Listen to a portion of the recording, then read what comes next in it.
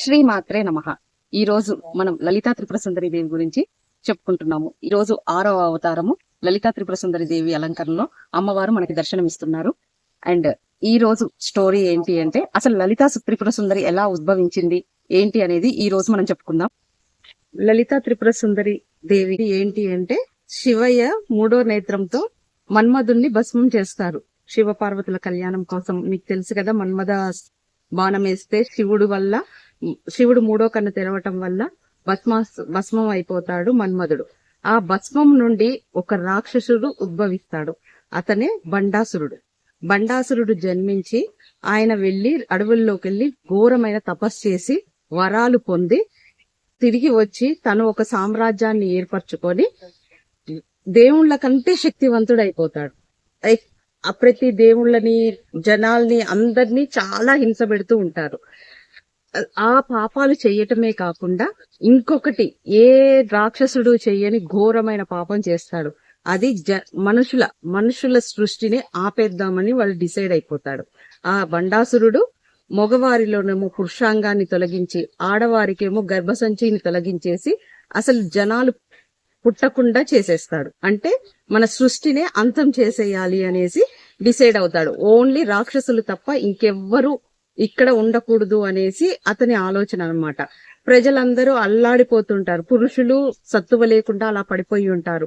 ఆడవారు కూడా ఓపిక లేక వాళ్ళు ఒక ప్లేస్ లో, అంటే ఎవరికి వాళ్ళు ఇంకా నిస్సహాయ స్థితిలో ఆడవారు మగవారు పడి ఉంటారనమాట.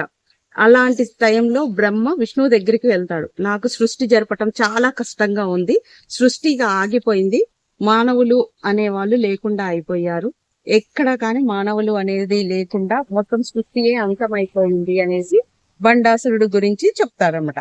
విష్ణువు వాణ్ణి చంపే అంత శక్తి నాకు కూడా లేదు, సో వాడి శక్తికి తగ్గట్లు ఆ పరదేవత తప్ప ఎవ్వరూ చేయలేవరు అనేసి అమ్మ వరదేవత కోసం అందరూ పూజలు అందిస్తూ ఉంటారనమాట. అయితే శివయ్య దగ్గరికి వెళ్లి శివుడు హోమము స్టార్ట్ చేస్తాడు. శివయ్య హోమంలో బ్రహ్మ విష్ణు మహేశ్వర్లతో పాటు మొత్తం సకల 3,000,000 దేవతలు వచ్చేసి ఆ హోమము గుండం చుట్టూ నుంచొని ఆ హోమగుండంకి వాళ్ళ శక్తినంతా ధారపోస్తారు.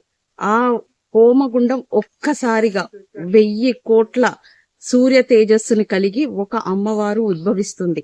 ఈ సకల దేవతల శక్తి నుంచి ఒక రూపము ఉద్భవిస్తుంది. అదే మన లలితాదేవిని లలితా సహస్రాలతో ఆమెని అన్ని విధాలుగా పూజించి జరిగిన విషయం మొత్తం అమ్మవారికి చెప్తారు.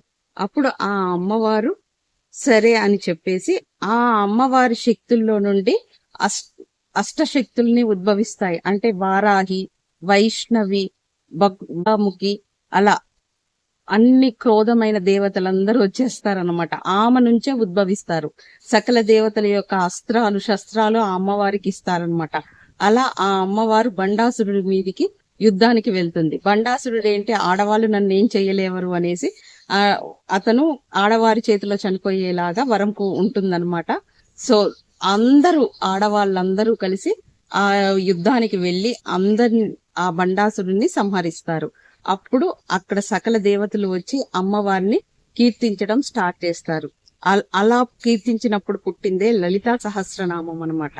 శ్రీమాత శ్రీ మహారాజ్ని శ్రీమత్ సింహాసనేశ్వరి చిదగ్నిగుండ సంభూత దేవకార్య సముద్యత. యజ్ఞగుండంలో నుండి పుట్టింది. ఒక్కొక్క మీనింగ్ ఎంత బాగుంటుందో.